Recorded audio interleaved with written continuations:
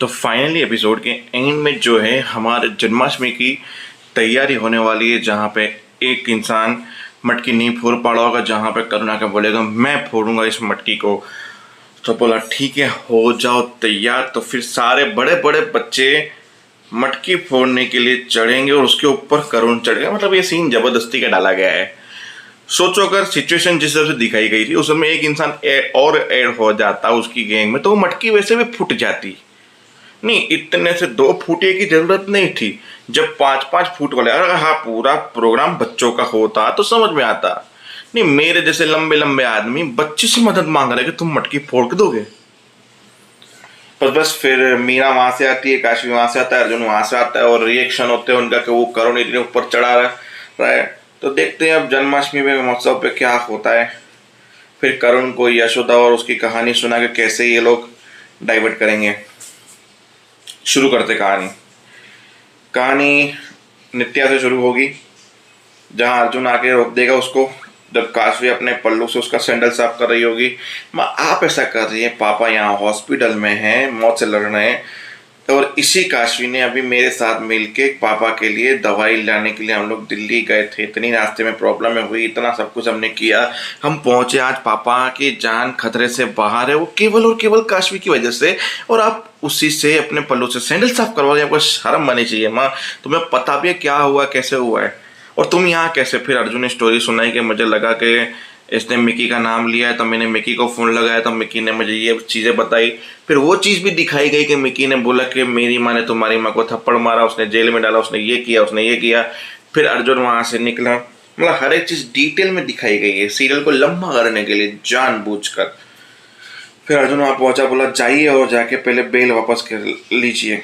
फिर नित्या गई, बेल वापस ली, बोला चलो अब यहाँ से, तुमने जो बोला हो गया। बोला नहीं, अभी कुछ हुआ नहीं, क्योंकि उससे पहले अर्जुन ने माफ़ी मांगी कि भाई सॉरी मेरी माँ की तरफ से। बोला तुम क्यों माफ़ी मांग रहे हो, तुम्हारी कोई गलती नहीं है बेटा। फिर अर्जुन ने सबके सामने नित्या से सॉरी बुलवाया और नित्या ने सॉरी बोला। हॉस्पिटल पहुंचे, डॉक्टर ने बोला सब कुछ ठीक है, खतरे से बाहर है, अभी आप मिल सकते हो। मिलने गए जगदीश से। फिर जगदीश से मिलने के बाद बोला कि कैसे हुआ, कैसे। मतलब मैं तो अपने रास्ते से जा रहा था, पता नहीं वो ट्रक वाला क्यों पास वाले रास्ते से नहीं निकला, पूरा रास्ता खाली था, उसने जानबूझ के मुझे टक्कर मारी। मतलब कोई आपसे दुश्मनी निकाला था। मेरे पास तो ना कोई प्रोजेक्ट है, ना मैं किसी क्रिमिनल को हैंडल कर रहा हूँ। ऐसा तो कोई फिलहाल की कंडीशन में मेरा कोई दुश्मन नहीं जो मुझे मारना चाहता हो। वो तो बाद में पता चल ही जाएगा, मैं इसकी तहकीकात कर लूंगा। अब करुण का स्कूल का एनुअल फंक्शन शुरू हो उसके पहले मीरा निकल गई। मीरा को रात को सारा सच बताया कि ऐसी ऐसी चीज़ें हुई है। बोला कल एनुअल फंक्शन होने के बाद ये सब चीज़ें देख लेंगे। तो अर्जुन से कंट्रोल नहीं हुआ, वो पहुंच गया ऑफिस, जहाँ से सीसीटीवी कैमरे निकाले, जिसमें पता चल गया साफ साफ कि ये जानबूझ के किया गया। फिर ट्रक ड्राइवर के नंबर पे कॉन्सेप्ट किया था, नंबर नकली निकला। नंबर नकली के बाद उसके वो फ्रेम जिसने बनाई थी नकली नंबर की, उसकी एक सांप की डिज़ाइन थी। बोला इस डिज़ाइन से हमें पता चल सकता है कि ऐसी डिज़ाइन कौन बनाता है, उसके पास कौन आया था बनाने के लिए। मतलब अर्जुन ने उस वीडियो को बार बार रिपीट देख देख के कुछ चीज़ें नोटिस की केस को मजबूत बनाने के लिए। अभी कौन है जो मारना चाहता है मुझे समझ में नहीं आ रहा। फिर अर्जुन पहुंचा स्कूल। स्कूल पहुंचने से पहले मीरा वहाँ पे थी, जहाँ पे हमारी काशी पीछे थी। दोनों दूर से हाय हाय कर रहे थे, काशी चुपके से बैठी थी। वहाँ पे बोला कि यशोदा मैया, उसके बारे में कहा कि सुनाइएगा भजन। तो मीरा मन में सोचने लगी मैं यशोदा, वो हम दोनों उसकी माँ ही बनेंगे, पर पैदा करने वाले से बेटर मैं नहीं बन सकती कभी भी। फिर मीरा अर्जुन को फ़ोन लगा रही, क्योंकि अर्जुन अभी तक पहुंचा नहीं है, तो मीरा को थोड़े आगे चक्कर। तो वहाँ से लोग प्रिंसिपल ऑफिस में लेके गए, उसे बेटर फील हुआ। बोला ऐसी सिचुएशन में ये सब चीज़ें होती है। बोले ऐसी सिचुएशन मतलब, बोला मैं 3 मंथ्स प्रेग्नेंट हूँ। अब किसी बच्चे ने देख लिया कि करुण की मम्मा वहाँ पे जा रही है, तो करुण को पीछे से बुला के आया। बोला प्रिंसिपल ऑफिस में उनको चक्कर आ रहे हैं, और वो प्रिंसिपल ऑफिस के बिल्कुल ही बाहर खड़े रह के सब कुछ सुन रहा है कि मेरी माँ प्रेग्नेंट है, 3 मंथ है। फिर उसी बच्चे ने उसका भड़काया, मेरे घर में भी एक बच्चा है, मेरी वैल्यू नहीं है, मेरे बच्चे जो नया आया है उसकी वैल्यू है, सब उसको इतना ट्रीट करते हैं, इतना प्यार करते हैं, इतना आगे पीछे घूमते, सब कुछ उसके लिए करते हैं। मेरी घर में कोई पूछता भी नहीं है मुझसे। तो ये सिचुएशन होती है, तुम्हारे सोतेले रह जाओगे तुम अगर वो आ गया तो इस दुनिया में। अब तुम्हारा अस्तित्व खत्म, तुम खत्म। मतलब पता नहीं है बच्चे क्या सोचते हैं आजकल के।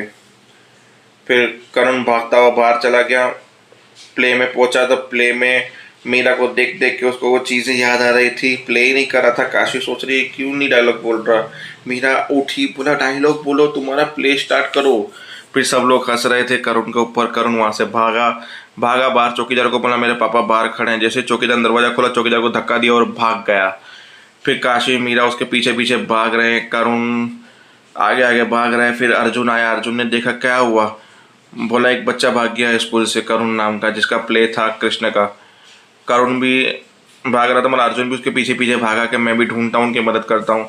तो भाई दो माँ एक बाप ढूंढने निकला है करुण को। करुण पहुंचा एक प्ले पे जहाँ मटकी उनसे तोड़ी नहीं जा रही थी। बोला प्राइस तो बहुत बड़ा है, प्राइस आज नहीं छोड़ेंगे, मटकी तोड़ते ही जाएंगे, आज कुछ भी हो जाए, बस एक बच्चे की जरूरत है जो मटकी तक पहुंच सके। उस तरुण करुण आया, मैं तोड़ूंगा, तुम्हें पता भी है कितनी ऊपर है ये, हम नहीं तोड़ पा रहे हैं, तुम तोड़ पाओगे। बोला हाँ तोड़ दूंगा मैं। बोला ठीक है तो फिर आ जाओ। तो बस यहीं पे एपिसोड खत्म होता है। जय हिंद।